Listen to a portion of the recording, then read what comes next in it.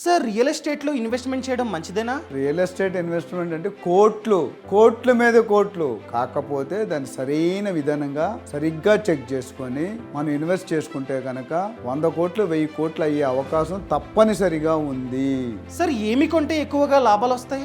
ఏది కొన్నా రిటర్న్స్ వస్తాయి, కానీ మన పర్పస్ మీద ఆధారపడి ఉంటుంది. ఒక ఇండివిజువల్ డెసిషన్ మీద ఉంటుంది. ఫ్లాట్ కొనుక్కున్న లాభం వస్తుంది, ఫ్లాట్ కొనుక్కున్న లాభం వస్తుంది, విల్లా కొనుక్కున్న లాభం వస్తుంది, అగ్రికల్చర్ ల్యాండ్ కొనుక్కున్న వస్తుంది. కాకపోతే మనం ఎన్ని సంవత్సరాలు ఉంచుకోవాలనుకుంటాం, ఎంతకాలం ఉంచుకోవాలనుకుంటాం అనేది మ్యాటర్. అసలు క్యాపిటల్ ఎప్రిషియేషన్ ఎక్కడ ఎక్కువ ఉంది?